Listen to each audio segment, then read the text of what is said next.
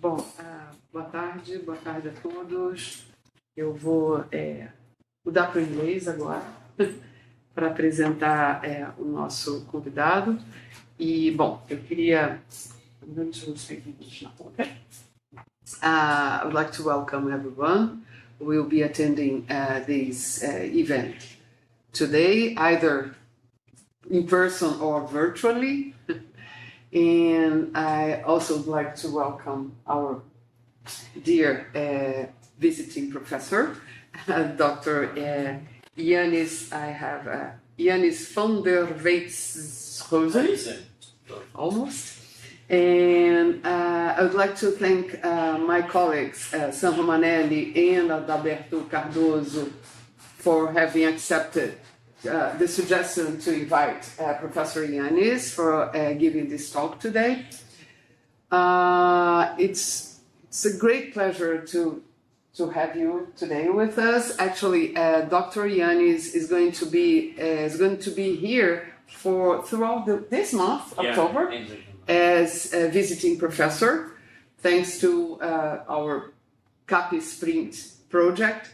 He will be with us all this month, so take advantage of that. And I would like to introduce you for the audience.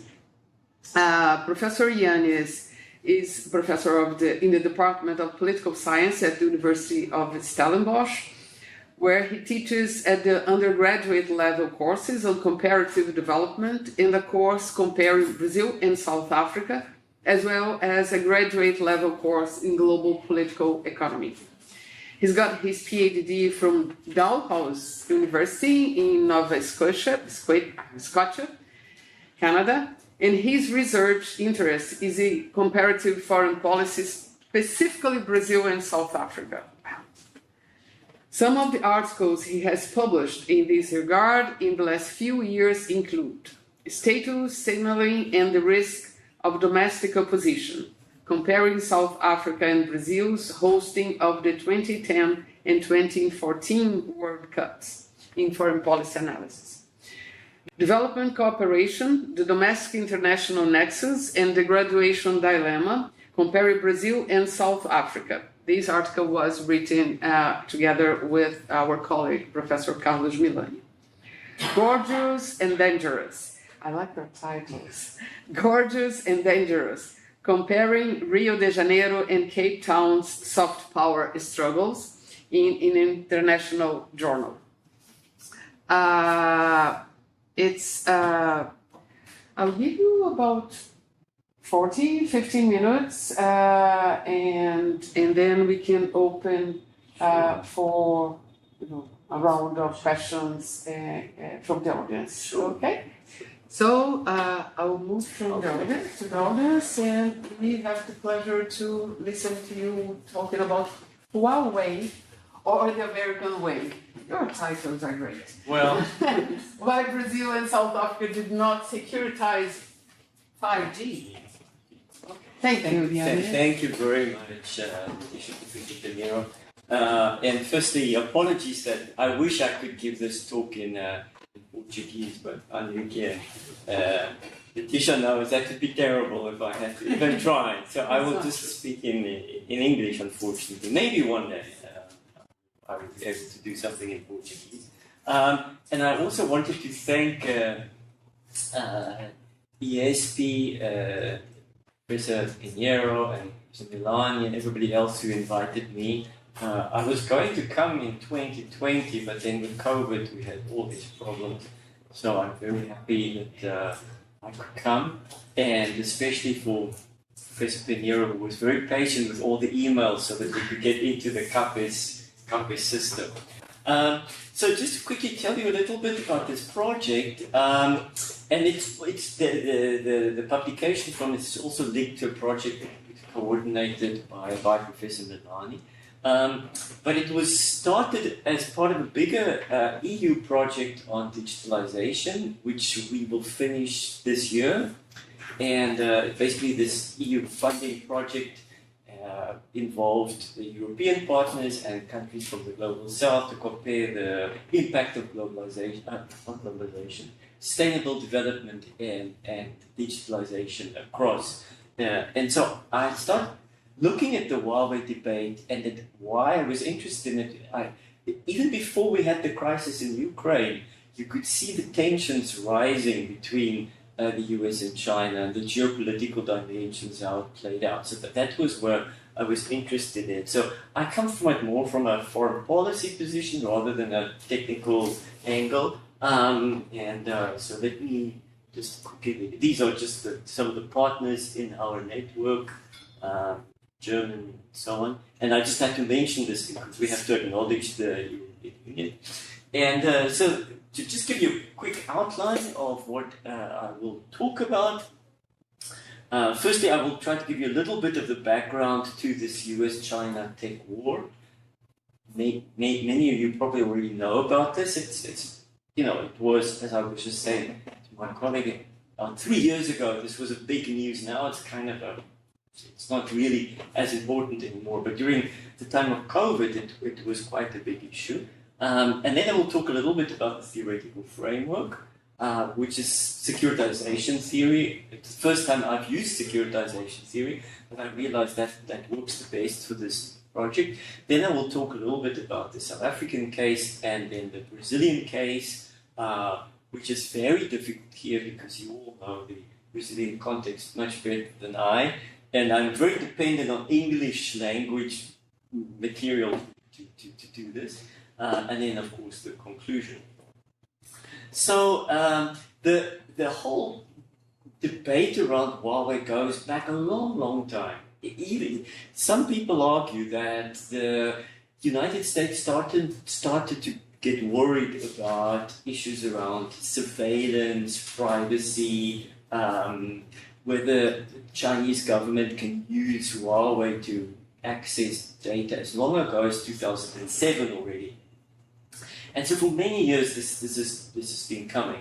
But there were also accusations, even before that, around 2003, where both China and the United States accused each other of interference, of hacking in their systems. I think at one stage, China said that the Americans are using Cisco to spy on the US, and so it went on. But what really started to get people worried is the law in 2017. Now, although Huawei is a private company, it is considered so-called the national champion in China. So it has been given very generous support by the Chinese government because it is this, what we call flagship company. But with it was this fear that because of this China's national intelligence law, any company, any body can be obliged by the Chinese government to give them any information that they require. And this made people around the world very, very concerned, especially the United States and the US allies.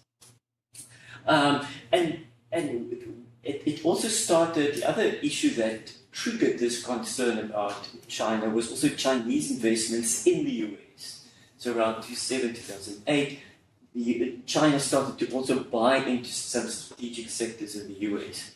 And there's a great article there where the guy who wrote this article looks at when the Chinese company, the Chinese National Offshore Oil Corporation, they wanted to buy into an oil company in the US, and the debate was very similar to the debate around Huawei. And so it's about strategic industries, having access to strategic industry and so on. And then things really come to a climax, to a crisis in 2018 with the arrest of Meng Wanzhou. And Meng Wanzhou is the daughter of Zheng Renfei, if I pronounce correctly, the owner or the founder of Huawei. So she's I think the CFO, the Chief Financial Officer of Huawei. And this is I think this was in The Guardian. It gives you just a little bit of a timeline of the crisis around the arrest of Meng Wanzhou.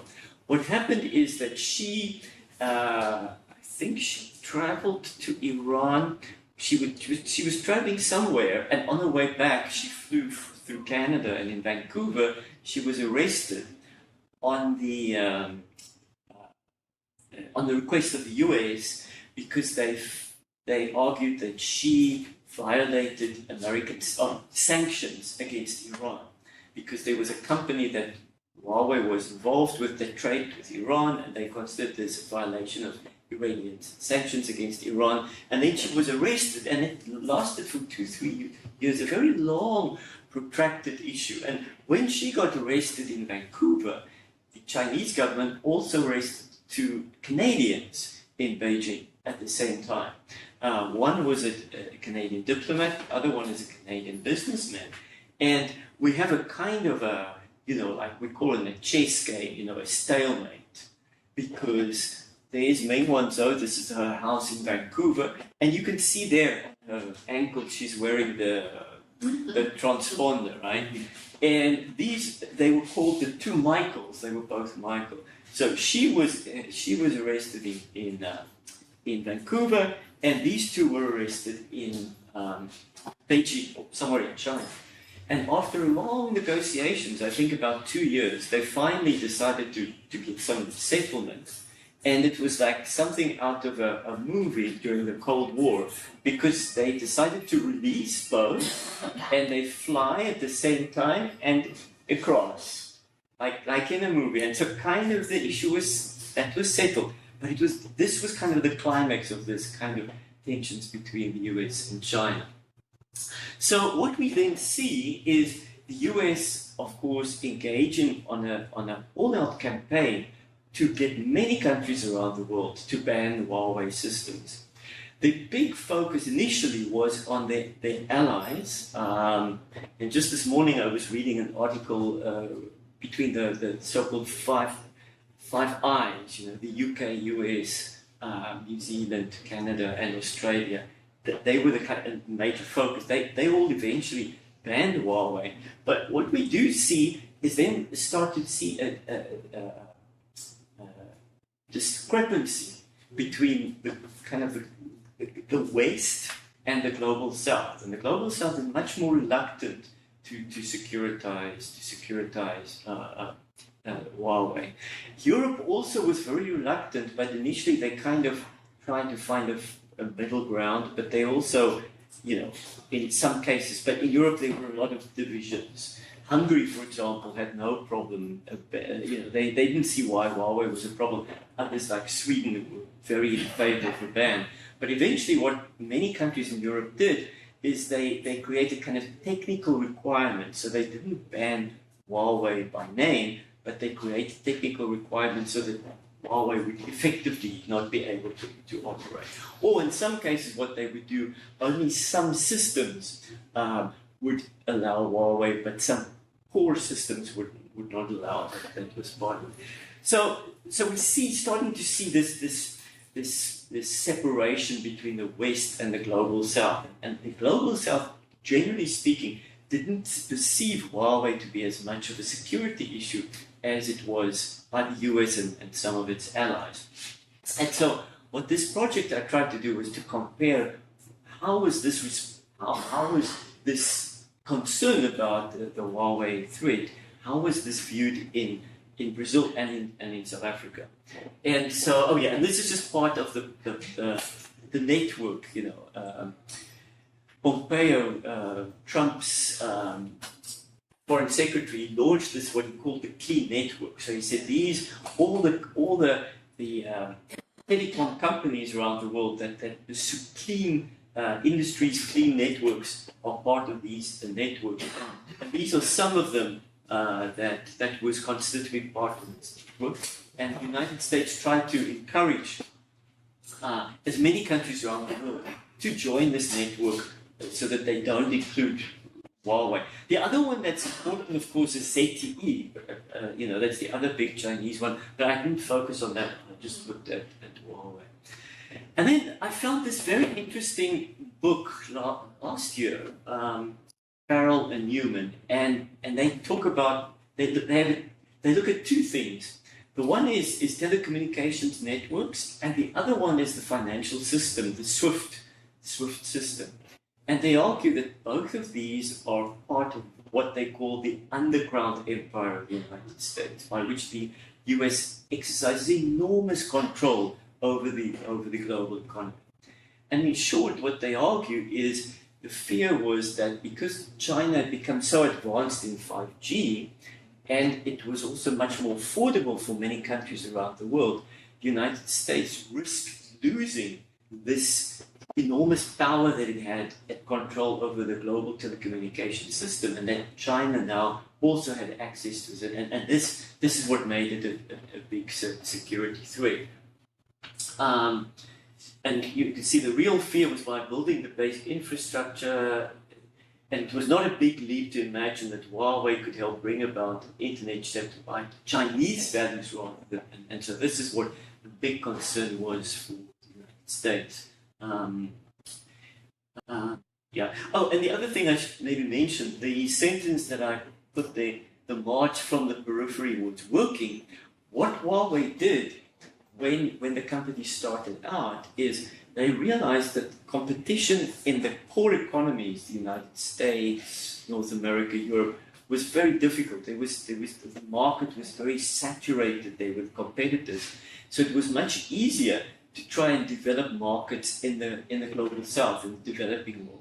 So Huawei started a long time ago to penetrate and establish in these markets in Latin America, in Africa, and other parts of Asia. And so they had a long lead time over the Western companies like Ericsson and Nokia. I'm sure everybody here knows what securitization is, so I won't mention this too long. You probably all know about this. This is just a brief definition. If you don't know, it's just about how do you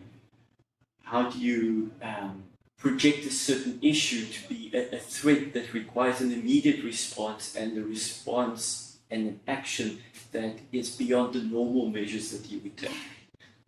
So a very typical example of securitization would be, for example, on immigration and refugees. And these kind of things. So just so this is the theoretical framework. And the theoretical framework is Thierry Balzac's 3 phases of securitization. I'll just quickly explain what all of these are. So the securitizing agent, of course, is the United States. And the audience here is policymakers and officials in South Africa and Brazil, and how they try and convince them about the threat. And then 2 very important factors, which I will also focus on in the talk, is the frame of reference. So the frame of reference is, if you want to persuade somebody of something, you have to kind of be able to connect with how they see the world. You have to be able to reflect their interests, even their feelings, the article says, in order to position your argument so that it convinces them, right? So this is the frame of reference. And the other one is contextual factors. In other words, what was happening at that time that shapes this discourse? What other things were happening that influences this dimension, right? And then, oh, now when here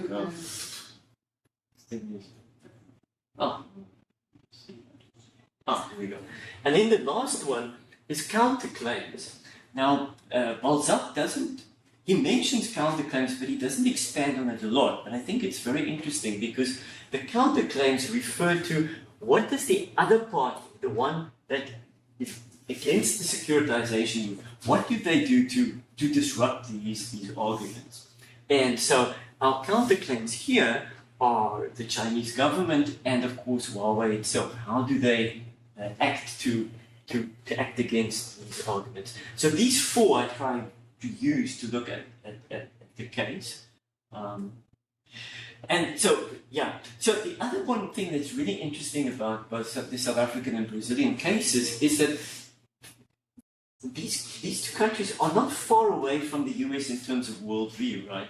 We are both semi-peripheral economies. We're both recent democracies with a strong civil society, a free media, And a lot of people here in Brazil speak English. In South Africa, English is the lingua franca. It's not our only language, but so there's a close connection. You would imagine that it would be very easy for the United States to convince the two countries to securitize the Huawei, and yet it wasn't. So that's what I want to try and show.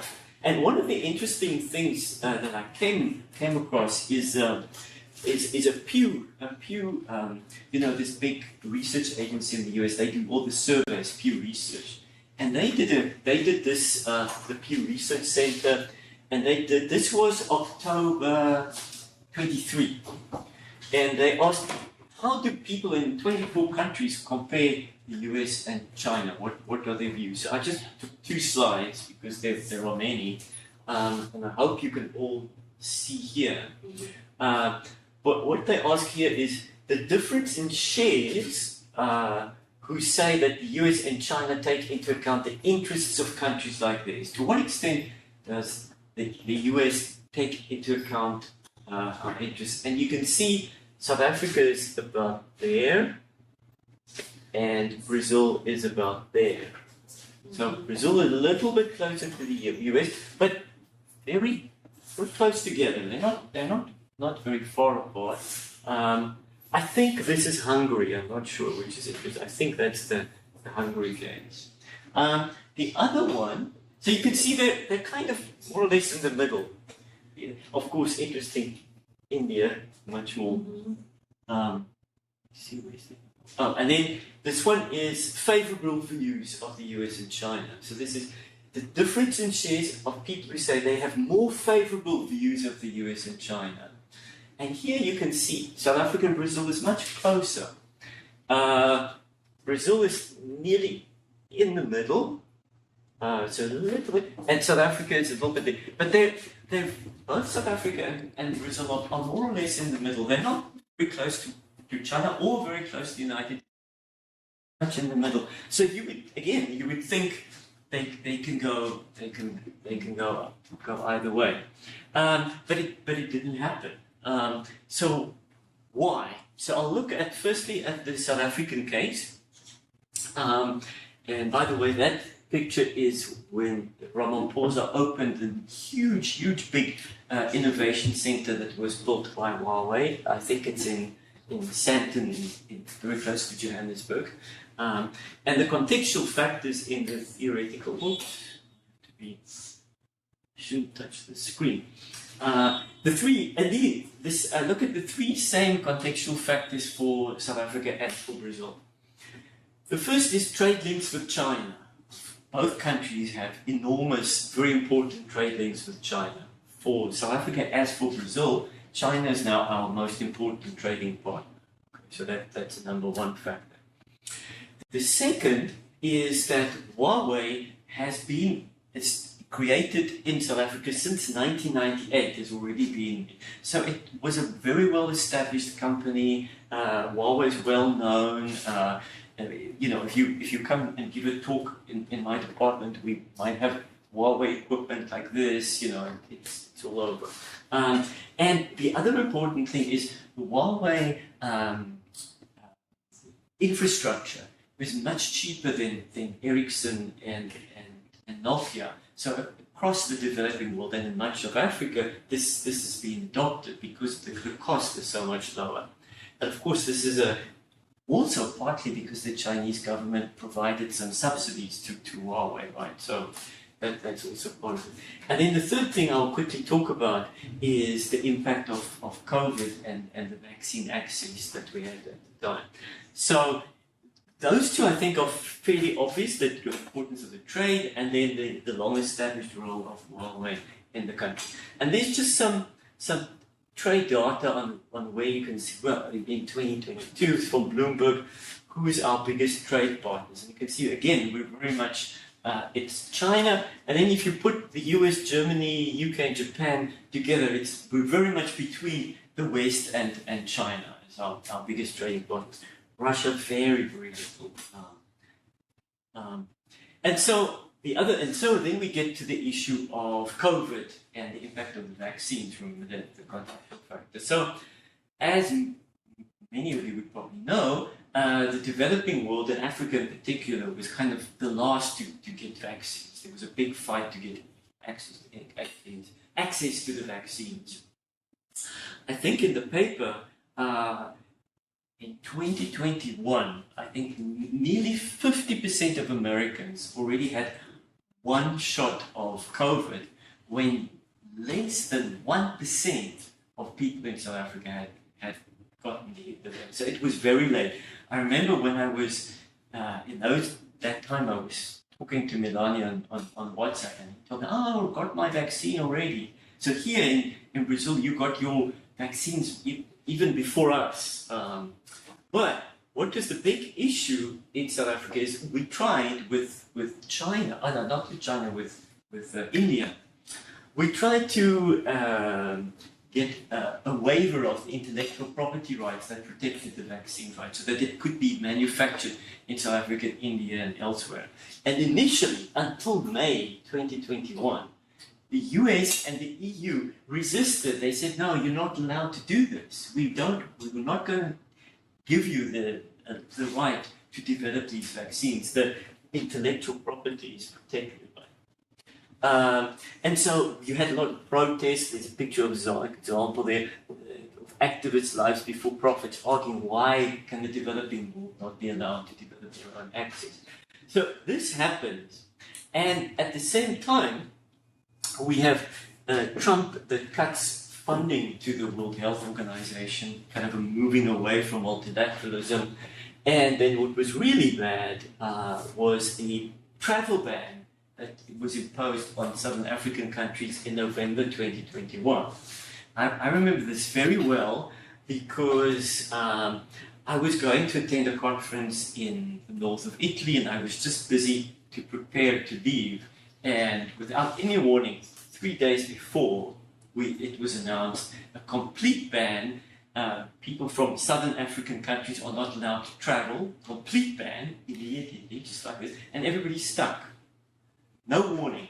And the reason for this was because the Omicron the Omicron variant was discovered actually by very good researchers in our health school of health. And they were working with German scientists, and when they discovered that there is a new variant of COVID coming, this Omicron one, it's the one that wasn't so strong, but it spreads very easily. They immediately told the world that this variant is coming up. And when it was declared to the world, they put a ban on Southern Africa. But the problem was, and this guy here is, he was our the government's lead advisor on how to deal with the COVID. So as they say, he was like South Africa's Fauci, the American Fauci guy.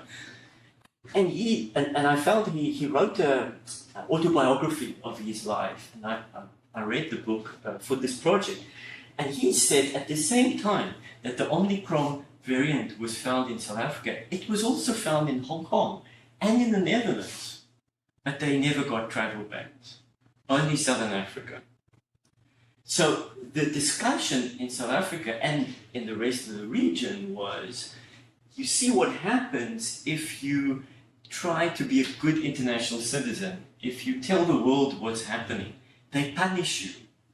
So if you listen on the radio and the discussion, people will say, yes, you see, if we do all these good things, the West punishes us. We get punished for not hiding these things. So there was very, very negative views around the West for simply cutting off. I had a colleague whose mother flew with KLM from Cape Town to the Netherlands just the day before this ban. When she got to the airport in the Netherlands, they could not leave the plane. They took into a room and immediately had to fly back to South Africa. It was incredible. So there was a lot of disappointment and negativity towards the West because of this, the whole way in which this COVID thing was handled. And in fact, Ramaphosa was at a meeting of the G20 just a few months before this. And at the G20, there was a common agreement that countries will cooperate together, share information, and also they will do everything not to allow the COVID to disrupt the tourism industry. And South Africa, especially the province where I am, is very dependent on tourism. And so this went completely against this spirit of the agreement around the G20. So there was a lot of people were starting to ask, but is the West really our friend? Who's really our? And at the same time, we had countries like China and Russia sending masks, sending personal equipment, and so as we say, the optics, the image didn't look good. And when all of this happens, and it's China and Russia and India who's helping us, but we've got all the problems with the US. So this made the whole process of making Huawei a security threat very difficult, because the bigger threat was actually COVID, but also the way in which the West responded to all of this. So remember I said in the framework we also had counter moves by China and Huawei. So while all of this was happening and the ban was being announced globally around Huawei and the Chinese government were very strategic in their responses. Okay? So where the United States emphasized things like security and threat and risk, Huawei specifically emphasized development. Okay, so they said, but our contribution to South Africa is an improving development. Okay, a very strong counter narrative, and they did a whole range of what we call social responsibility initiatives to prove their involvement. So, for example, they made a big contribution for the COVID relief fund. So we had a big common fund to buy things for COVID. They sponsored this truck that goes into very remote rural areas to help kids get access to internet and networks. They sponsored a school. They built a school. They had a whole lot of these things: competitions, awards, fellowships to improve data access. Because they focused on that issue on development. And so in this context, so I'm just giving you a context. So two quotes that I just wanted to explain. In March last year, I had part of this project. I asked some of my students. We had about 6 focus groups of 8 students each, and we asked them some questions. How do you feel about Huawei? Do you trust American phones more than you try? How do you feel? Do you think you are more likely to be spied on if you have a Chinese phone or an American phone? These kinds of discussions. And then, so one of the questions in this focus group we asked is, are you concerned about privacy on Chinese devices? This is one of the very interesting responses one of the students in the group said. She said, now she's talking from where she's coming from, her background from home. She says, where I'm living, people are still dying from pit toilets. We still do not have proper toilets that you flush. They are just dug in the ground. That's pit toilets. She said, we still have these toilets where I'm coming from. She said, I don't think anybody is worried about the Chinese government spying on them when some of us are not. We do not even have money to buy a cell phone. They say they don't even have access to proper waste. So in other words, they say we don't even have proper sewage for the waste of toilet and stuff. They say people also that's insane. She says, to me, I don't think anybody is worried about the Chinese government spying on us on a laptop. We don't even have. Sometimes our cell phone towers don't even work properly. So the discourse for many in South Africa was around development, was not really security. And then this guy, Cobus van Staden, he's one of our very established China experts. He works at the South Africa Institute for International Affairs. That's like the equivalent of your SEBRI here. And he quoted very well with this quote. He said that for African policymakers, the choice isn't between Chinese internet or Western internet. It's between Chinese internet or no internet at all. And he says, considering that the average African is 19 years old, that decision makes itself. Okay, so this, and when I mentioned the frame of reference in the theoretical framework, I think the United States missed this frame of reference. They didn't think at all about the development impact when they tried to securitize this issue. So it really became what I call a non-issue in South Africa. It wasn't really a big issue. It was a little bit and it went away. And then there's this response by President Ramaphosa, and usually he's usually like a diplomat, very careful in everything he says. But on this issue, he was quite nearly rude in a way, because he said the US cannot imagine what they're jealous, okay, and they're jealous that the Chinese company is better at providing a 5G than they are. And because they've been outstripped, they must now punish that company and use it as a pawn in the fight they have with China. And he said, we cannot afford to have our own economy held back by this fight between the US and China. So his perception, and I think many other countries in Africa, his perception was that now South Africa has to suffer because of this fight between the US and China. Now the other countries, I think it's in Tanzania, they have this old expression that says, when two elephants fight, it is the grass that suffers. It's this kind of argument. And so I checked also to see how much did this issue, how much debate did this issue have in civil society? And it was only mentioned very briefly in Parliament by opposition politicians, only briefly, not even a specific debate on it. And even in the media, in the public media, the newspapers, there were two very, very good newspaper discussions in the Daily Maverick. The Daily Maverick is it's kind of an independent newspaper, but it gets a lot of opinion and analysis articles. So there were two good pieces, but that was about it. And the one issue that really was a big debate was labor practices against Huawei. This created much more media interest because the South African government at one stage took Huawei to court because they argued they're employing too many Chinese.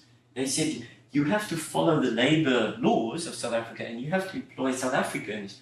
And this was a big debate, not really a security issue. And of course, people were a little bit worried when we got the ban. People that had Huawei phones said, oh, but will I be able to now use Google if I have a Huawei phone? But the security issue was not really a big issue in South Africa. Okay.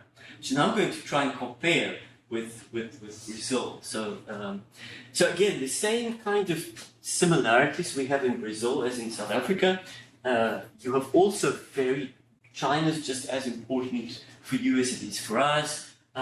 Brazil has also been, Huawei has also been a long established here in this country, I think already since 1999. There was a big debate amongst the telecom industries here, as we had in South Africa, about who's going to pay for the replacement of these devices if we take out Huawei. And there was a lot of resistance here in Brazil from the chief executives of these telecom companies. I think the guy from Claro actually threatened to take the federal government to court about if they went over with this ban. And I also read that there was, at one stage, the telecom industry hired your old President Temer to be a lobbyist to get the government to not implement this ban. So there was huge pressure by the telecom industry here. And at one stage, I remember it was, I think, November 2020 and 2021, the Secretary of Commerce, Keith Crutch from the US, came to Brazil to try to convince the telecom operators to not use Huawei, and they refused to meet him. So there was very, very strong opposition by the telecom companies against this ban. And also, I will talk about, very important, the impact of COVID and vaccine access. Oh, and that's just a slide that I basically... oh, and one other thing I discovered in a paper is that apparently even in the some of the big agricultural states in the north of Brazil, they were starting to experiment using 5G to see how they can get the best agricultural yields by, for example, testing how much fertilizer with what. So with the experimenting, and they were doing very advanced experiments using 5G with agriculture, and of course now they were told, no, but you must pull it all out, you must replace it. The United States actually agreed, Trump agreed, that they will pay Brazil something for some of these costs. I don't know how much it was, but they said they would compensate Brazil. Now the interesting thing is that it was never made to us. When they asked South Africa to, there was no promise of financial compensation. But what you do see here is that Brazil is strategically much more important to the US than South Africa is. At one stage, when Brazil still didn't want to implement the Huawei ban, I think it was 2021, Trump actually suggested, Trump suggested to Bolsonaro that the US will propose that Brazil could become a member of NATO if they would be prepared to get rid of Huawei. That's how strong the US was. I'm getting Brazil to do it. So these, you all know about this. These slides, I used a lot of this to give the talk back home, and people don't know about the background like you do, but you all know about this. Oh yes, and then of course, Trump also initially told Bolsonaro if he doesn't if he doesn't implement the ban on Huawei, they will not share intelligence. They will limit military cooperation and so on. And of course, and here's the big difference with South Africa and Brazil is because Bolsonaro and many people in his cabinet were already quite anti-Chinese, they were quite happy to associate or see this ban against Trump as a way of associating with the US. But now you've got this tension between the political aspiration wanting to be closer to Washington, but the economic tension arising from China being your biggest partner as it was for us. So in South Africa, we never had this political aspiration to be close to the US. And so here in Brazil, it made it much more complicated and much more polarized debate because of this. And so, the China's counter moves, for example, so in South Africa, the debate, the narrative was around development. How do we, so Huawei said, but we can improve development, we can have access with data, we're much cheaper, for example, so you can get people in rural areas, it's much easier for them to get access. So the narrative was very much around development. But here in Brazil, the narrative was much more politicized. It became much more around identity because of this anti-Chinese position that was argued by Bolsonaro. And then China also tried to counter these debates. So it would also highlight the debates around, is the United States really as reliable as you think? Look at the history of intervention in the region. So the Chinese response here was not so much around development, it was much more around these political issues, trying to counter the arguments of the United States. And then of course we have the crisis of COVID. I hope I have the right names and pictures and people here. Forgive me if I have the wrong people. But then we have the COVID crisis that also is a huge cloud over the attempt to securitize Huawei. And,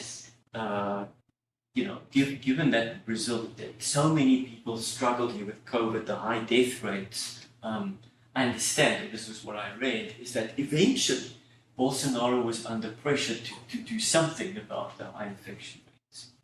And from what I understand, there was also some domestic politics going on that the governor of Sao Paulo was trying to push and make his own vaccines. And there were some states in the country that were starting to develop vaccines when Bolsonaro was still against all of this. And so it looked very bad politically for Bolsonaro with the elections coming up.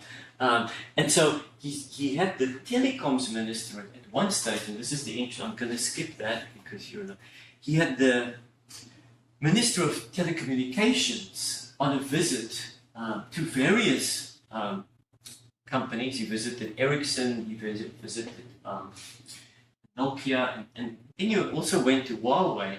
And strangely enough, when he was visiting Huawei, and this is according to a New York Times article, I've tried everywhere to. Everybody else who writes on the Huawei topic seems to only use, this is the only evidence it seems we can get on this. But according to the New York Times, when the Minister of Telecommunications was in negotiations with Huawei, he asked, can Brazil get access to the vaccines? And then Huawei said, well, we don't do vaccines, but we will relay the message to the Chinese government. And apparently 2 weeks later, they started to have negotiations, and the Chinese government said, we're happy to provide you with vaccines. And this is where we're not sure about. But suddenly, the problems with Huawei disappeared. Suddenly, there were not as many anti-Chinese narratives, and according to the New York Times, you started to have access to Chinese vaccines, and this tension with China in the Bolsonaro government kind of diminished considerably. If there's any other evidence, I'd love to know, because all the documents cite this New York Times article. If anybody knows of other sources, please, I would love to know. Couldn't find. And then, of course, the other big difference was the tensions in Bolsonaro's coalition. So you had these, I always mispronounce the name, Araujo and Eduardo were very anti-Chinese, right? And then you had people like the Minister of Agriculture and the Vice President who were much more pragmatic. And they were saying that this anti-Chinese position we're taking, and by banning Huawei, it's also going to cost us the support of the very powerful agribusiness sector. And from what we gather from the literature is that these two things eventually tipped the scales against the Huawei ban. It was the concerns about the impact that it would have for agribusiness in Brazil, and secondly, this linkage politics with the vaccines eventually tipped the scale in favor of from what I've read, apparently even Rural was also openly against the Huawei ban. At one stage, apparently, Bolsonaro told his cabinet that only him and the Minister of Telecommunications are allowed to say anything about telecommunications. Nobody else in the government must say anything. It was such a big tension, apparently, within government. Okay, so some similarities and differences between the cases quickly. For both countries, China is the most important trading partner, and for both countries, it was very important, the cost-benefit analysis. It just didn't make sense to completely get rid of the Huawei infrastructure. And Huawei had already been in both countries for more than 20 years. How do you get compensated on this? For South Africa, we're politically and historically we're not as close to the US as Brazil is. So I think it wasn't as much of a crisis. But in Brazil, it was more of a crisis because of Bolsonaro's particular interest to be seen to be politically closer to Trump. But you've got your growing ties with Beijing. In South Africa, the counter-narrative was basically development. So it's a kind of a technical debate. Whereas in Brazil, the narratives were much more about identity, political values, how to belong to the West, the kind of anti-Chinese issues. And then in South Africa, as I said, this Ramaphosa's often claimed that he said South Africa was suffering from vaccine apartheid from the West, that and Africa in particular was being neglected, that the way in which the Omicron travel ban was imposed and all of this stuff. So it made South Africa very, very hesitant to understand why is this,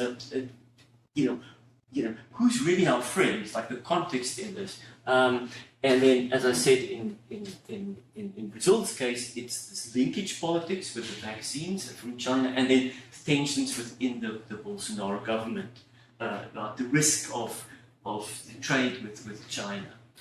So, a little bit theoretical, 3 theoretical points. I just wanted to say there that counter moves are also significant. What does the other party say to desecuritize the claims?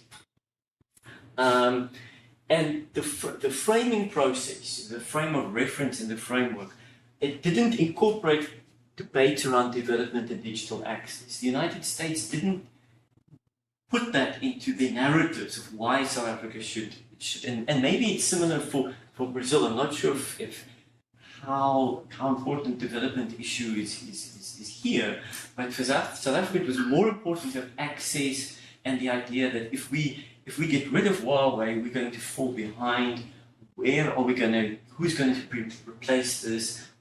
What will be the competition? Because then it'll be less competition and costs would go up because you've only got 2 or 3 producers.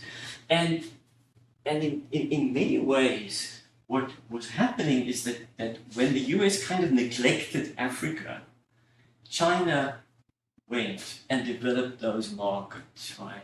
So I don't know if this made any news here in Brazil, but when Trump was president, he famously, I think he called Namibia a shithole country. He used this word. Now, this, of course, got a lot of news coverage in South Africa. So there was this idea that Africa wasn't really important to the US, and as a result, China was able to move in and develop a presence.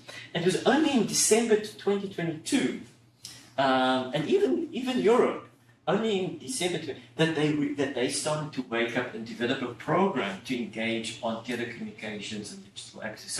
So only in December that this Biden government launched this new digital initiative, and now they want to get involved in providing assistance on digitalization. Europe the same. So China was just using that space.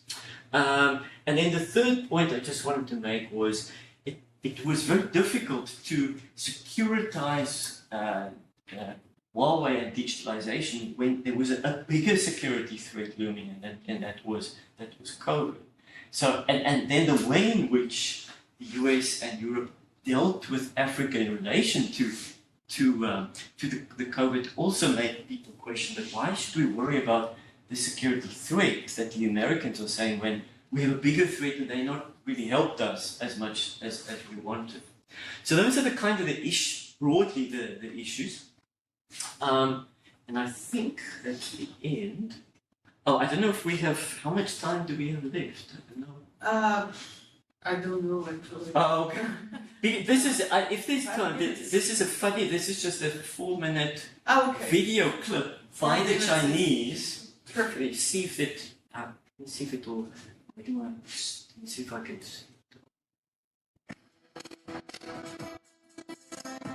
With beautiful castle for a safety rendezvous, agent 0407.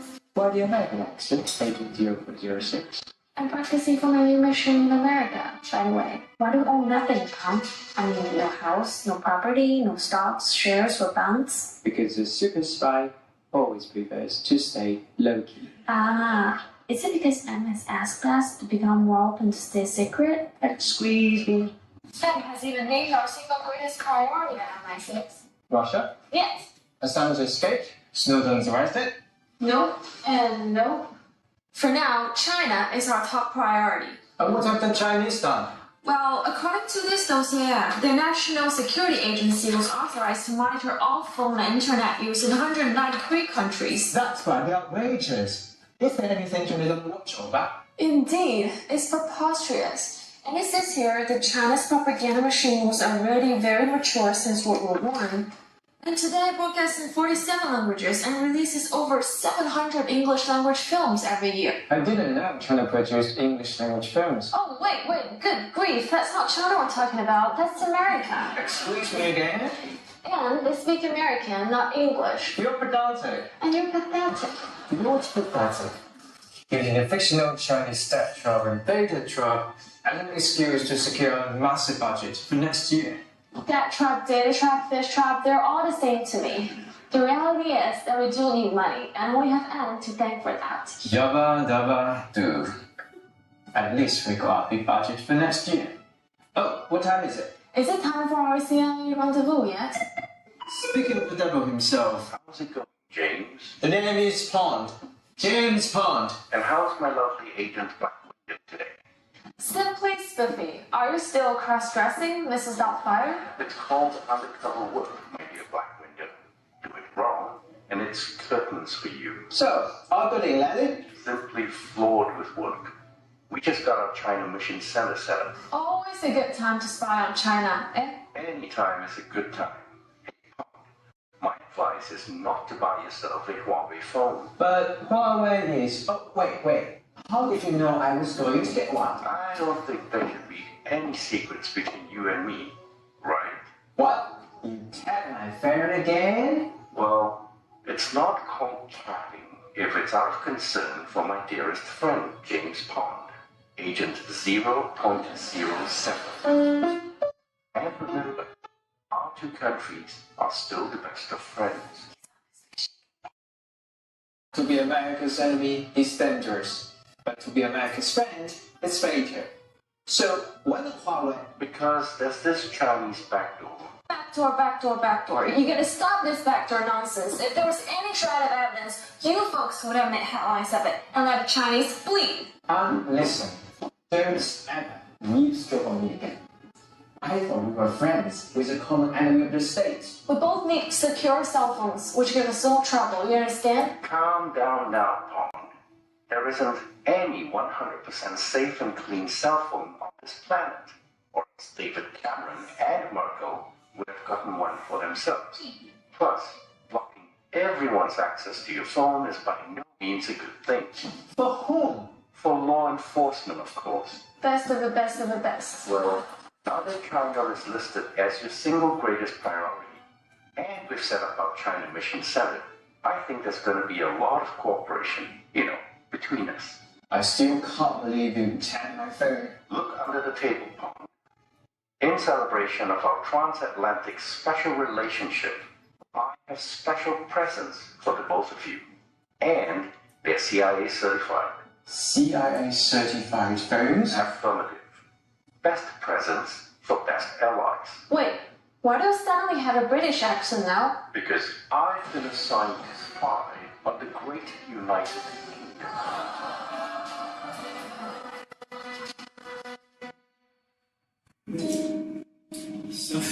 So this is kind of Chinese tongue-in-cheek kind of response. And what I forgot to mention in the presentation, of course, there are other cases where Huawei was involved in spying in Africa. We can talk a little bit about that. But there was a case, I think in 2005, where it was discovered that because China built the African Union headquarters, and then there was this scandal where for 5 or 7 years they actually recorded everything that was being said in the African Union.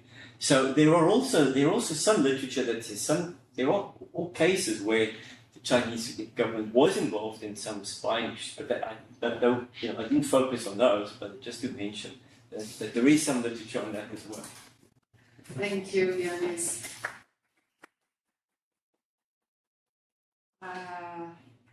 Before I give the floor the opportunity to ask your questions, I would like to make you some, well, I wouldn't say that there are questions, maybe comments.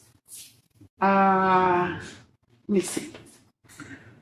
you said, when you said something about that one of the fears of the U.S. fears was that internet could be shaped by Chinese values rather than U.S. values. And I was trying to understand what kind of values in terms of cooperation or cultural values or whatever. But then when you said that there was this opposition between security from the U.S., or the emphasis on security from the U.S. and the emphasis on development from China, I was wondering if one of these fears of U.S. fears were that China would be much more successful in through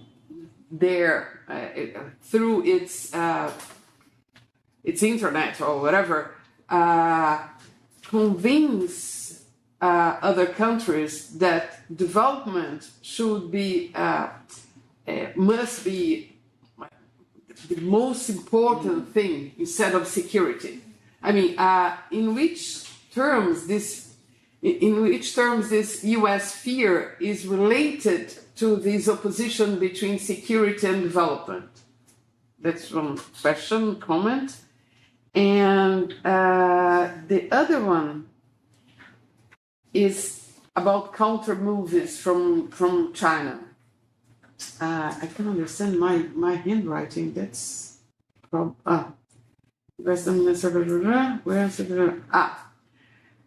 because in a sense, I think the U.S. not only tried at this time securitize Chinese Huawei, but also the Chinese virus. So there was this double object of securitization. The technology and internet Chinese, but also the inverted commas, the real virus. The real virus. So those together, to some extent, could have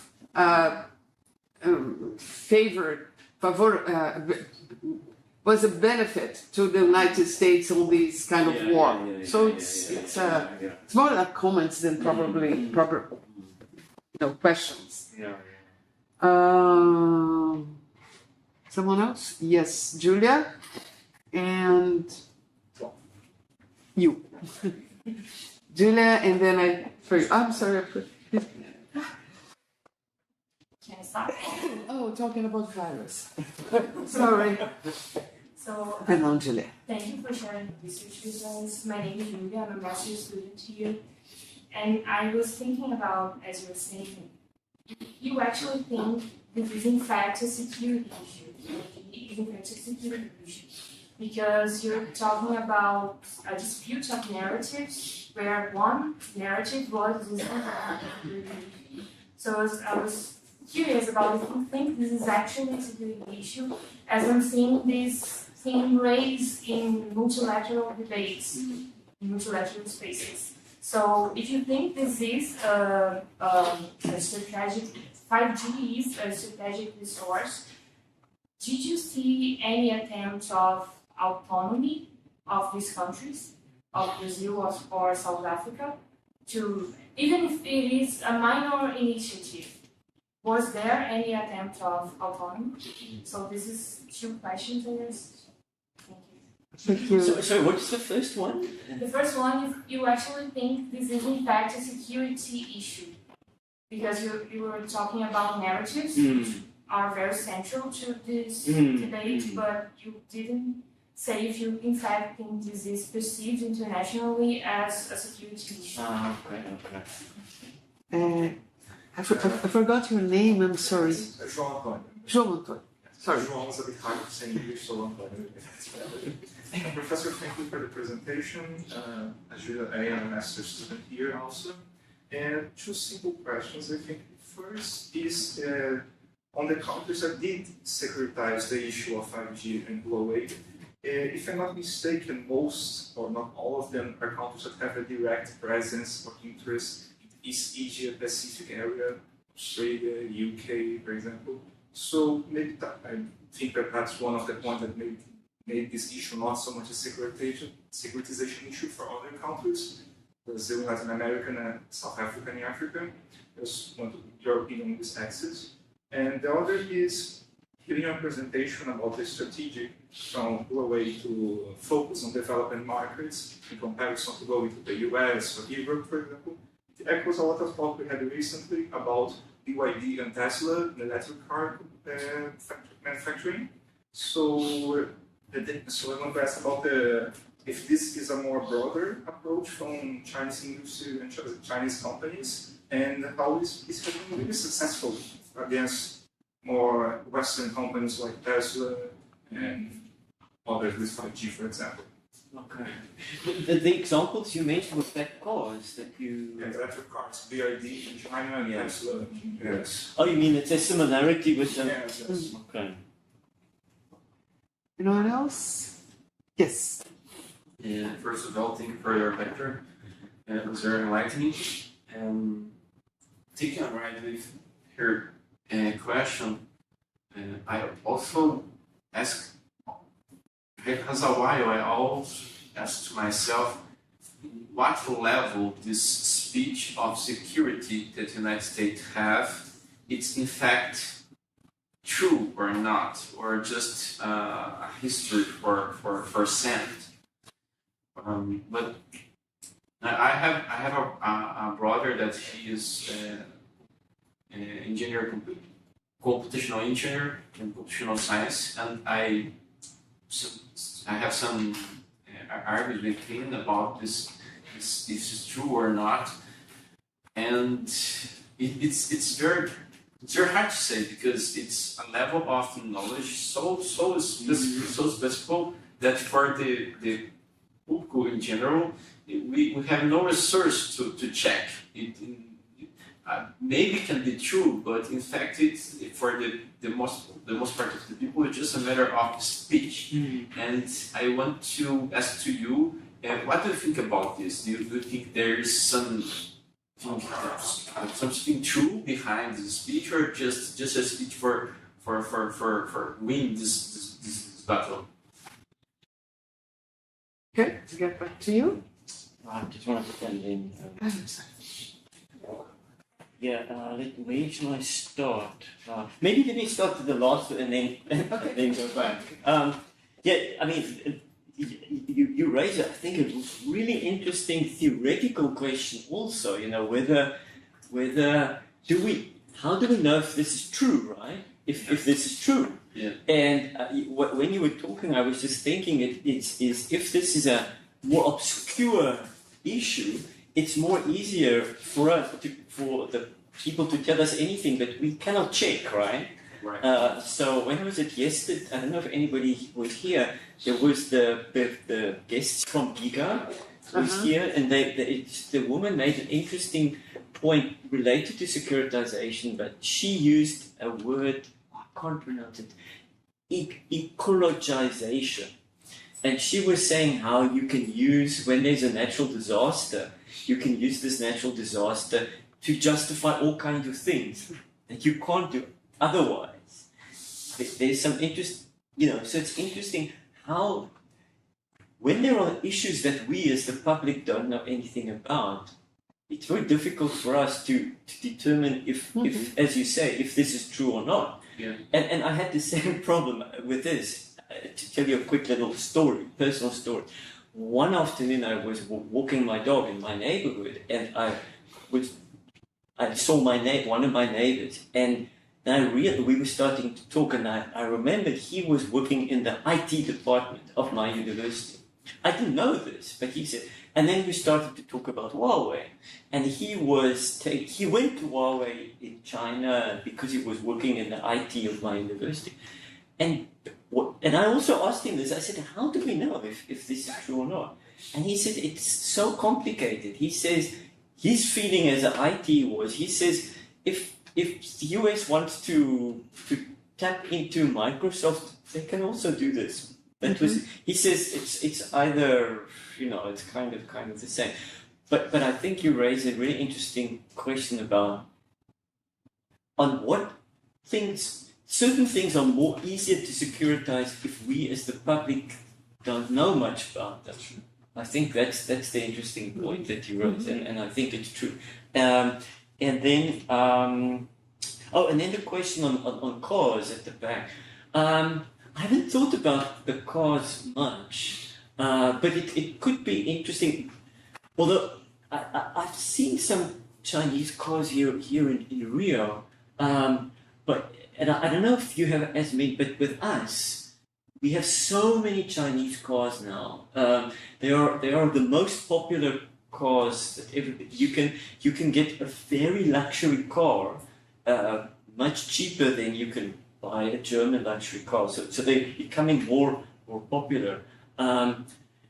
But it's interesting. It depends how you look at this. Do you think a cause could maybe become a securitized issue? For example, you could use securitization to protect your domestic industry. So I think I've never thought about cause, but it's a very interesting comparison. And then your question on autonomy.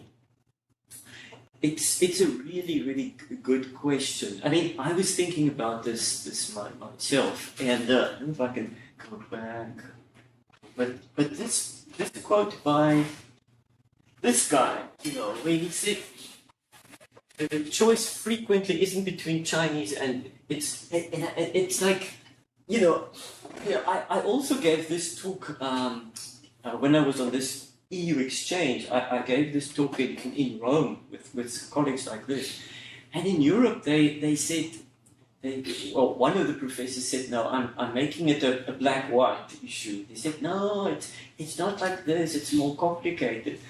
And I said, yeah, but in Europe you're a very wealthy continent. You can afford to think about security. Yeah. But in many parts of Africa, and I don't know how it is here in Brazil, but here in South Africa, people really, they just want cheap access. They don't even think about the security stuff. So when we had this focus group with my students, we started off and, everybody, one of the questions I would ask my students, I would say, do you want free data but no privacy? Or you must pay but you have privacy? And then initially everybody said, no, we don't care. They would always say, I've got nothing to hide. My life is boring. Just give me free data, right? Then the other students in the group, they will start to tell some stories about, they would be watching YouTube something, and then they get all the advertisements. And then suddenly you see the more students become aware, now they get more like, oh, maybe I must think more about my privacy. But I think, at certain, in developing countries, it's more important to just get free data. And when you're in a rich country, like in Europe or in the US, then I think it becomes more important. But you're absolutely right, because if you look at the literature, there is some cases, I think in Ethiopia, and there's another African country, there's a book, I can give you the reference of a guy who's done work, and he said in some African countries that are authoritarian systems, they used Huawei and they did really, do surveillance. But in other African countries that are more democratic, Huawei didn't play this role. But it is a big question, is if we are now, because we have Huawei everywhere, do we have this autonomy, or what is going to happen 20 years time? So, yeah. Just a small comment, sir. You remember from an article I read 2 years ago about the Japanese government policy on 5G. And basically, they were telling that we lost the 5G rates to the US and to China, because we're going to focus on the 6G going ahead in the future. Wow. So, wow. Yeah. Yeah. So I think that's a. And then your question on, is it perceived as an international? I think this really depends on where in the world you are. If you in Europe, Europe is not as bad as the US, but they're also a bit concerned. I spoke to some when I was in Italy. I spoke to some professors working in security. In Italy, they were very. So in Europe, they're very concerned. But it's in some parts of the global south, it's not as big an issue as it is for. And generally, maybe we could do some research, but maybe on if we look at these countries, maybe the more you are on that side, the more it's not so important. But the closer you are to the US, the more it's perceived to be as a. That's what I think. But one probably would need to do some research to do this. Did I answer this question? Oh yes, and your 3 points. Yeah, you're right on this values. I should have given a little bit of a background. There's also a debate. So there's a big debate in the literature on data governance, and there are kind of two broad approaches. The American model is one that is more pluralist, more open, and then the China is more, of course, top-down, authoritarian. We will tell you, And so there's this, and there's some interesting literature where they talk about swing states in data governance. And Brazil and South Africa is part of the swing states. And they say these two countries can go either way. They can either follow the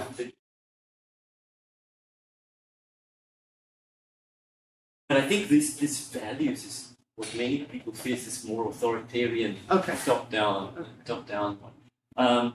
And then what's the other one? And then the two viruses. That's excellent. Yeah, absolutely. And there's the comment by I forgot to mention this. I think was the comment by Eduardo. Eduardo Bolsonaro. That was China. China. Coronavirus. Yeah. So that's. Yeah. But I think it's really interesting. The one is a real virus. The other one is. But I think you're right. I have another question. Yeah. It's about your sources, because when you mention about Chinese counter moves, you mention things like Chinese saying that Latin America was dominated or by US and et cetera, but who were saying that? The policymakers, the newspapers, or whatever? Yeah, that's a good. I have to check. That's it.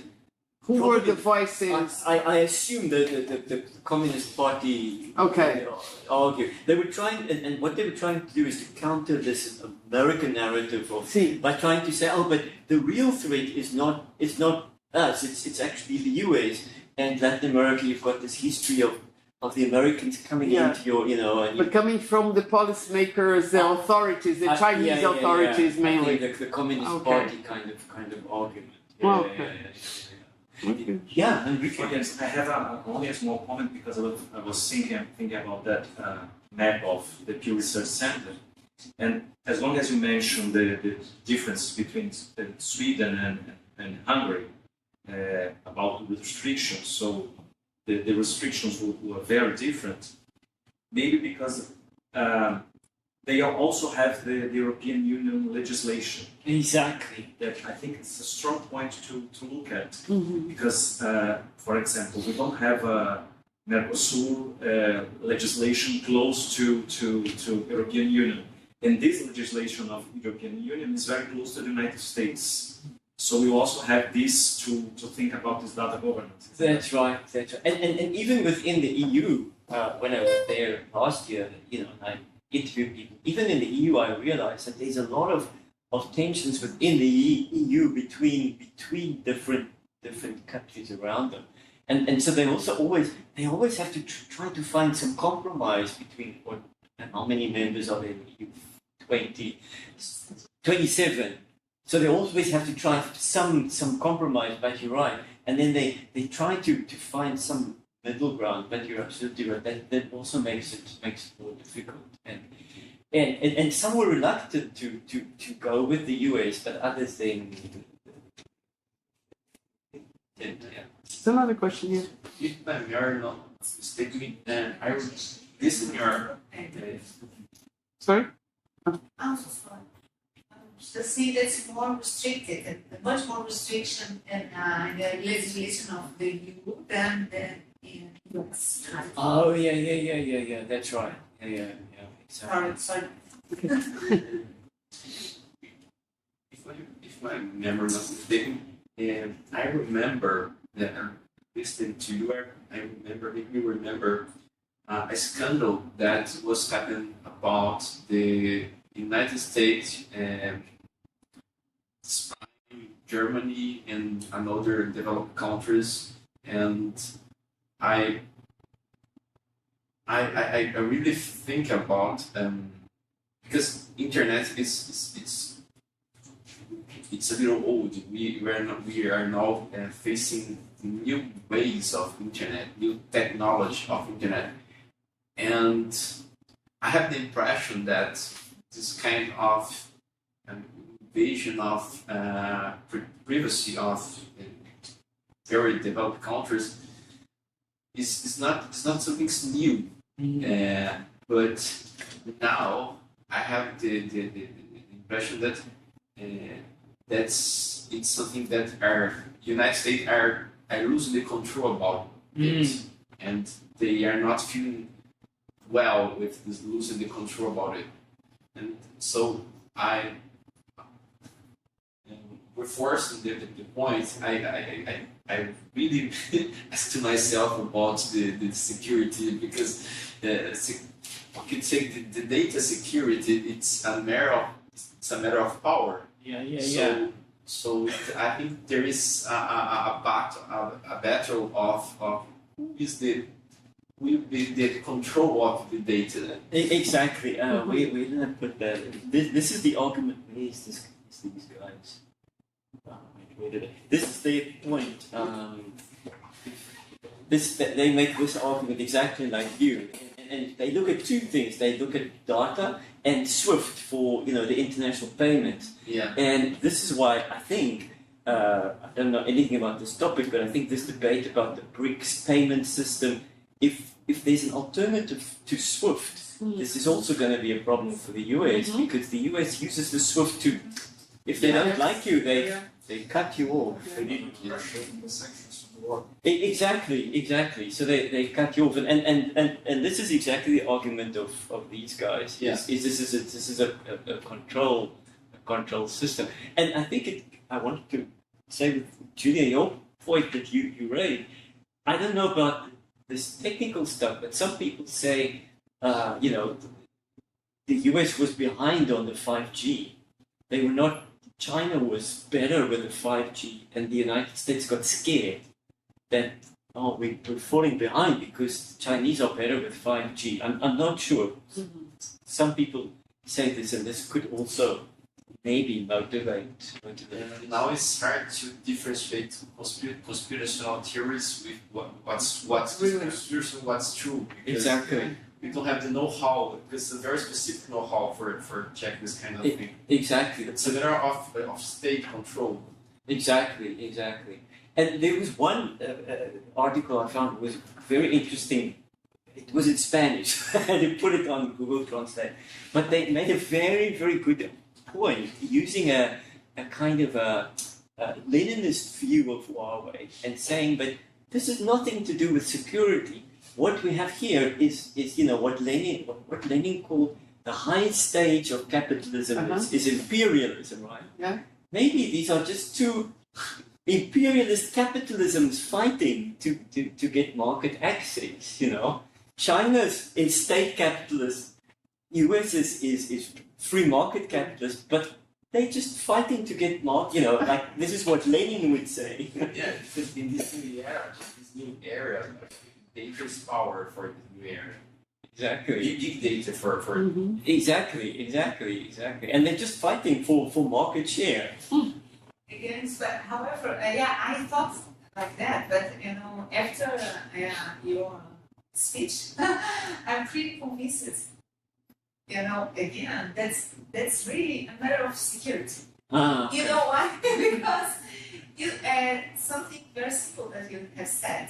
Of course, people from IT can go through any kind of system. So in this case, of course, both in US and all the systems, from China and where, it's possible to get there and everything. So in this case, for sure, China is less, trustful in terms of, the democratic system and everything. So in this case, it's a matter of security. Exactly.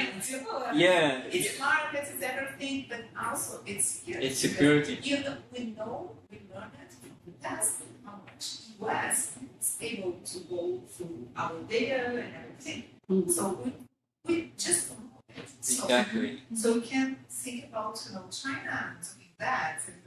And European people and US wouldn't like to see that. They would prefer to do by themselves. Exactly. So I think it's a matter of market, it's a matter of power. But security is money and power. I had an interesting when I had the focus groups that I did with our students. I was transcribing some of the notes, and also when we had the focus groups, I was looking at and asking them questions when they were, and I asked the students, in one guy said, I said, who do you trust more, the US or China? And he said they were both. It doesn't matter because they will both spy on us. It doesn't matter. Birds of a feather. I said okay, and I said yes, but if you really have the US spying me, then the Chinese. Exactly. So I asked him this question. So I said, okay, if you have to choose, and he said, if I really have to choose, I will choose the US to spy on me. I said, why? He said, you know what? Because in the US, because they have a free media, maybe in 5 years we will at least know that they spied on us. So at least in the US, it will come out from whereas China, we don't know if we will ever know. And so,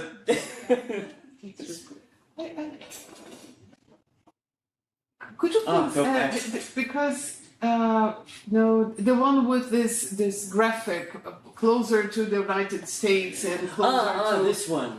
Yes, no, the next one. Forgive my ignorance. No, sure. Whose flag is that? I think Malaysia. I think Singapore. This one? Singapore. I think Singapore. It's so close to the United States. It's embarrassing. Poland. I said Poland. Poland? Poland, but perhaps? It could also be. This was, I guess, would be Japan. This is South Korea. South Korea. Maybe this could be Japan. Japan, for sure. Yeah, I wonder what this one, but... It's Poland. It's Poland. Oh, it's Poland. I think it's Poland. Oh, it's... Yeah. And this could be Poland. And you know why? And I think why? I think if it's Poland, this is because of Ukraine. Yes. Perhaps. This is because of Ukraine, because they're very, very worried about Ukraine. I think so. And this is from 2023. Oh yeah. But there's a new one which I didn't have time to put on. But if you go to the Pew site, they did one, I think in May this year, and it's the same, but it's a little bit different. But there's a newer one if you're interested. But it's quite interesting to see how. Yeah, it is. And this is the public. There's. And it's amazing. They're still very far away from China. From China, yeah. Even if you have countries closer, but even so, look at this first. That's right. It's still very. There's nothing here. It's still very. So China has still a long way to work yet. Except if they maybe would take more countries from. But Singapore and Japan is closer than the United States, and even than the United States. Yeah, I don't know. That's a bit. They are closer than something than the United States itself. This is the United States, or That's a bit weird. I only see this now. This is a bit weird. It might be the flag from another country. Yeah, not the United States. Canada. Malaysia is very similar to the Is it? Ah, so that's why. Yeah, makes sense. It couldn't be Poland closer to the United States themselves. But if it is Poland, I think this might be Sure, Ukraine. that's for sure. Yeah. Okay. But there is a new one that is, I think, maybe better from May. But Okay. There's any more questions? Yes. Yes, sure. It's more related to the case that you analyzed. Here we have like a very dispute about China. It's very politicized issue. But and I was thinking about the way you said that the Huawei talk about the development and how change here was different. But when you see the discourse of China and Brazil, they also talk about the development of the two countries, equal development. And I was thinking about how these China issues is in South Africa. If it's more like Brazil, or it's different, it's more an issue that's, like you said, people are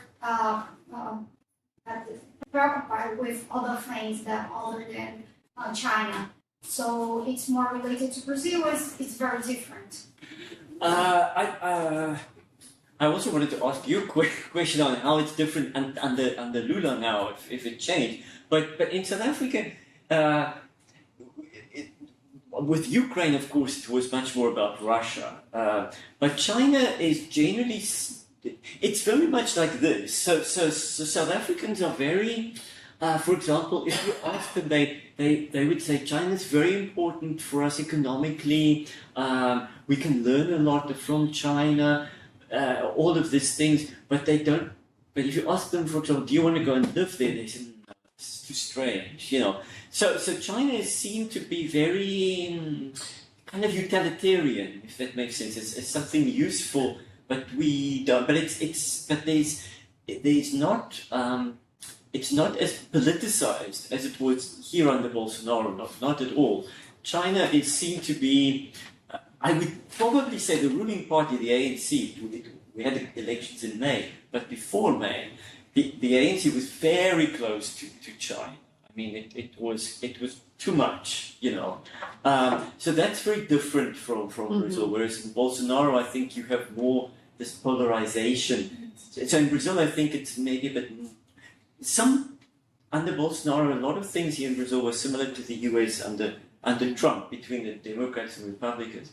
Like, we don't really have that. With us, it was more about trying. Some people would complain and say the ANC is too close to China, and we must be more in the middle. Because if you look at our trade, I think I have to go. Trade. If you add up, you see, if you put UK, Germany, US, I think nearly 30% of our trade is with the West, and the other half is with China. So the big debate in South Africa is we have to kind of be in the middle.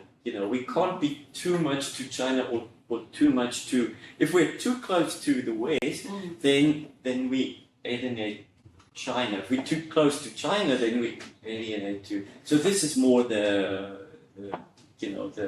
issue. So China's not as it's not as big a debate as it is here in Brazil. But what I would like to ask you guys is has the debate about China changed under Lula compared to is this tension still continuing, or are people? I wouldn't say that disappeared, but it's nobody's. Sorry. The focus changed. The focus of the discussion. Sorry. The focus of the discussion changed. I think it's completely in China. It doesn't. There's no one in the Brazilian government nowadays. There's no one talking about a Chinese. Como é que se fala ameaça? Threat. Yeah. No, we also. I think it's now. I think Brazil now under Lula is very similar to us in terms of, because, oh, by the way, I remembered what I was seeing. I think shortly after Lula became president, he went to visit Dilma when he was in Beijing. Mm-hmm. And I saw one of the places he went to on that trip was to the Huawei factory. Oh, yes, and he even tried the virtual, yeah, exactly. Virtual glass, and it was like, he shouldn't have done so because it means that he was kind of supporting the Huawei. Exactly. So I thought this is very interesting that he kind of made a point to go to Huawei to show that, it's not against. Completely. Yeah. So I don't know if I answered the question, but yeah. So I think we can call it a day. Yeah, thank you very much. Thank you very much, Janis. And thank you for coming, everybody, on a Friday afternoon. This won't happen at my university.